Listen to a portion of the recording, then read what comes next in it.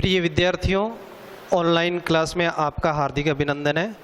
मैं राजेंद्र स्वामी आज आपको लक्ष्मण परशुराम संवाद जो रामचरितमानस का प्रसंग आया है उसमें जो अगली चौपाइयाँ हैं उसके बारे में हम पढ़ेंगे। पहले इसके प्रसंग को सुनिए, ये प्रसंग कहाँ से शुरू होता है। तो देखिए, जब परशुराम ने ये कहा कि अरे मूर्ख बालक, इस फरसे को देख, इस भयंकर फरसे को देख कर गर्भवती क्षत्राणियों के गर्भ में पल रहे भ्रूण भी नष्ट हो जाते हैं। जब परशुराम ने लक्ष्मण को लक्ष्य करके कहा कि अरे मूर्ख बालक, इस भयंकर फरसे को देख, इस फरसे को देखने मात्र से गर्भवती क्षत्राणियों के गर्भ गिर जाते हैं, गर्भ नष्ट हो जाते हैं। तो यह बात सुनकर के लक्ष्मण को हंसी आ गई। लक्ष्मण ने क्या कहा? परशुराम जी को लक्ष्य करके लक्ष्मण क्या कहते हैं? जब लक्ष्मण को लक्ष्य करके परशुराम ने ये कहा कि अरे मूर्ख बालक, इस भयंकर फरसे को देख, इस भयंकर फरसे को देखने मात्र से गर्भवती क्षत्राणियों के गर्भ में पल रहे भ्रूण भी नष्ट हो जाते हैं। इस बात को सुन करके लक्ष्मण को हंसी आ गई। विहसे लखन बोले मृदुबानी, अहो मुनि से महाभट मानी। विहसी हंसकर, लखन लक्ष्मण, मृदुवाणी मधुरवाणी, मधुरवाणी। अहो मुनि से महाभट मानी। अहो ये प्रसन्नता सूचक या प्रसन्नता बोधक शब्द है। लक्ष्मण ने व्यंग्य से प्रसन्नता व्यक्त करते हुए कहा, ओहो मुनि। मुनिवार, मुनिवार किसके लिए है? मुनिवार परशुराम जी के लिए। महाभट महान योद्धा, महान योद्धा। विहस लखन बोले मृदुवानी, अहो मुनि से महाभट मानी। लक्ष्मण ने हंस करके मधुर वाणी में कहा, ओहो मुनिवर, मैं मान गया, आप तो महान योद्धा हो। क्यों कहा? ये व्यंग्य पूर्वक, व्यंग्य की हंसी हंसते हुए कहा, ओहो महामुनि, मुनिवर, मैं मान गया, आप तो महान योद्धा हो। क्यों कहा महान योद्धा? क्योंकि ये व्यंग्यात्मक शैली में बात कही। क्योंकि जब परशुराम जी ने कहा, देख इस भयंकर फरसे को, इस भयंकर फरसे को देखने मात्र से गर्भवती क्षत्राणियों के गर्भ में पल रहे भ्रूण नष्ट हो जाते हैं। इस बात को लेकर के लक्ष्मण हंसने लगे और हंसते हुए मधुर वाणी में बोले, विहस लखन बोले मृदुवानी। लक्ष्मण परशुराम जी की बात सुन करके हंसने लग गए। हंसते हंसते मधुर वाणी में कहने लगे, आहा मुनिवर, मैं मान गया, तुम महान योद्धा हो। फिर क्या क्या कहने लगे? पुनि पुनि मोहि देखावे कुठारू, चहते उड़ावन फूंक पहारू। पुनि पुनि बार बार, कुठारू कुलाड़ा या फरसा, जो परशुराम जी के पास में फरसा था ना, उनको बार बार दिखा रहे थे। तो लक्ष्मण कहने लगे, पुनि पुनि मोहि देखावे कुठारू। क्योंकि लक्ष्मण जब भी हंसते या कोई बात कहते परशुराम जी अपना कुल्हाड़ा उठाते और यही कहते, देख इस कुल्हाड़े को, इस फरसे को देख। तो लक्ष्मण उनकी बात पर चुटकी भरते हुए, व्यंग्य लेते हुए क्या कहते हैं, पुनि पुनि मोहि देखावे कुठारू। आप मुझे बार बार ये फरसा दिखा रहे हैं, चहते उड़ावने फूंकी पहाड़ू। तुम फूंक से पहाड़ उड़ाना चाहते हो, यानी हम मुंह से फूंक मारे तो क्या पहाड़ उड़ सकता है? नहीं उड़ सकता। असंभव कार्य, असंभव कार्य, ये मुहावरा है, असंभव कार्य। यानी लक्ष्मण का यहां कहने का लक्ष्य ये है कि ये असंभव है, तुम मुझे बार बार ये कुल्हाड़ा दिखाकर डराना चाहते हो, ये तुम्हारा प्रयास विफल है, ये असंभव कार्य, मैं तुम्हारे कुल्हाड़े से डरने वाला नहीं हूं। चहते उड़ावने फूंक पहाड़ू, क्या तुम फूंक से पहाड़ उड़ाना चाहते हो? क्या मुझे कुल्हाड़ा दिखा करके डराना चाहते हो? मैं तुम्हारे कुल्हाड़े को देखकर डरने वाला नहीं हूं। पुनि पुनि मोहि देखावे कुठारू, चहते उड़ावने फूंकी पहाड़ू। आप मुझे बार बार ये फरसा दिखा रहे हैं, फूंक से पहाड़ उड़ाना चाह रहे हैं आप। यानी जैसे फूंक से पहाड़ नहीं उड़ता, वैसे तुम्हारे फरसे को देख करके मैं डरने वाला नहीं हूं। यहां इसी प्रसंग में ये मुहावरा है कि असंभव कार्य है ये, मैं तुम्हारे फरसे की भयंकरता से डरता नहीं, मैं तुम्हारे फरसे को देख करके डरता नहीं। यहाँ कुंबड़ बतिया कोहु नाही, जे तरजनी देखी डरी जाही।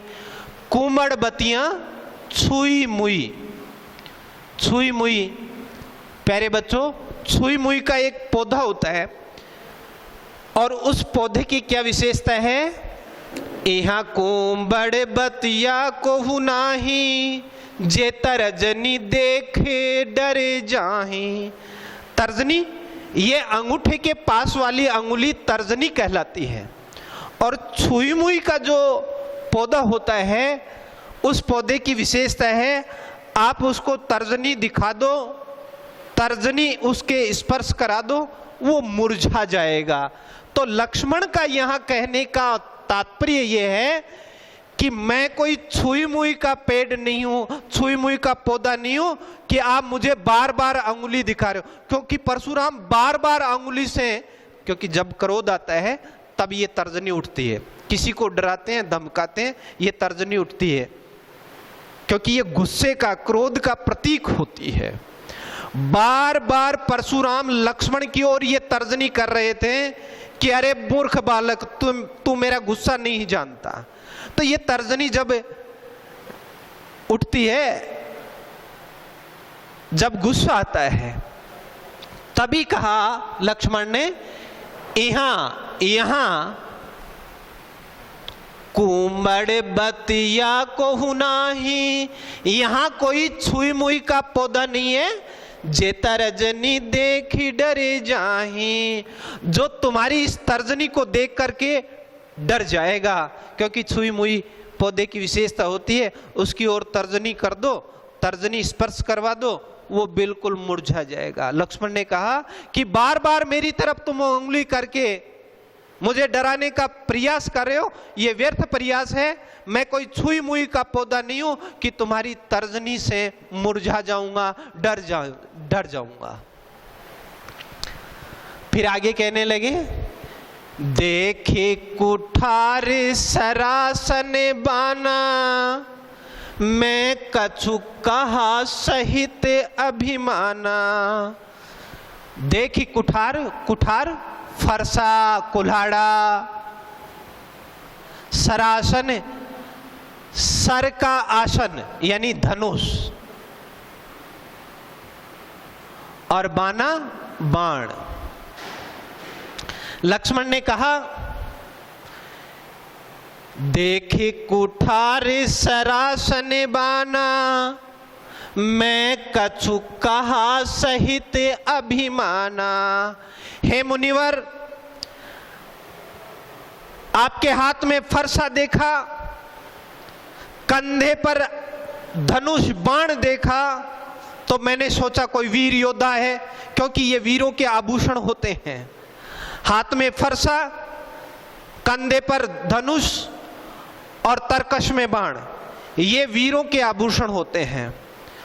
तब लक्ष्मण ने कहा कि हे मुनिवर, जब आपके हाथ में मैंने फरसा देखा, कंधे पर धनुष देखा, तरकस में बाण देखा, तो मैंने सोचा कोई वीर है, इसीलिए मैंने जो कुछ भी कहा है अभिमान से कहा है। मुझे पता नहीं था कि तुम कौन हो, मैं तो यही समझ रहा था कि तुम एक वीर हो, और वीरों के सामने दूसरा वीर बड़े गौरव से, अभिमान से बात करता है, इसीलिए मैंने जो कुछ भी कहा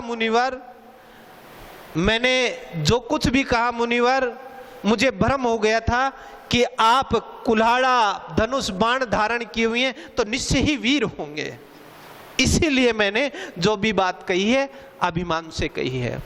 प्रिय विद्यार्थियों, ये 2 चौपाइयां हैं, और इन चौपाइयों की व्याख्या आप करें तो सबसे पहले हम व्याख्या के लिए अवतरण लिखेंगे। अवतरण में 2 शब्द पहले, फिर डॉट डॉट, और फिर कहा सहित अभिमाना, ये अवतरण लिख दिया। फिर हम लिखते हैं संदर्भ, संदर्भ लिखते हैं, पहला अवतरण, फिर दूसरा स्टेप होता है संदर्भ। संदर्भ में क्या होता है, संदर्भ में उल्लेख किया जाता है कि ये काव्य पंक्तियां कहाँ से आई हैं। तो कहाँ से आई हैं? प्रस्तुत काव्य पंक्तियां गोस्वामी तुलसीदास जी द्वारा रचित रामचरित मानस के बाल कांड के लक्ष्मण परशुराम प्रसंग से ली गई हैं। ये इसमें बात लिखनी है संदर्भ में। फिर तीसरा स्टेप आता है प्रसंग। क्या प्रसंग चल रहा है? ये प्रसंग क्या चल रहा था? जब परशुराम ने अपना फरसा दिखाकर कहा, देख इस भयंकर फरसे को, इस फरसे को देख करके गर्भवती छत्राणियों के गर्भ में पल रहे भ्रूण भी नष्ट हो जाते हैं। इसी बात पर चुटकी लेते हुए हंसते हुए लक्ष्मण ने कहा, यह प्रसंग हो जाएगा। क्या बातचीत चल रही है, वही तो प्रसंग होता है। फिर प्रसंग के बाद में आती है व्याख्या। व्याख्या में आप इस बात को इतनी सरलता से, इतनी सहजता से लिखोगे कि दूसरे को समझ में आ जाए, क्योंकि ये अवधी भाषा है और आपको खड़ी बोली हिंदी में व्याख्या करनी पड़ती है। व्याख्या एकदम सरल शब्दों में कि लक्ष्मण परशुराम की बातों को सुनकर लक्ष्मण मुस्कुराने लग गए। मुस्कुराते हुए मधुर वाणी में लक्ष्मण कहने लगे, ओहो मुनिवर, मैं मान गया तुम महान योद्धा हो। ऐसे बिल्कुल समझाते हुए व्याख्या करनी है। फिर विशेष, विशेष में जो भी विशेष बातें आई हैं इसमें, वो विशेष बातें, विशेष 2 प्रकार से हम डिवाइड कर सकते हैं विशेष को। एक तो काव्य कला संबंधी विशेषता और दूसरी विषय वस्तु संबंधी विशेषता। तो काव्य कला की दृष्टि से ये अवधी भाषा है, चौपाई छंद है, वीर रस है, ओज गुण है। ये हम काव्य कला की दृष्टि से इसमें लिख सकते हैं। और रौद्र रस भी है इसमें, ओज गुण है।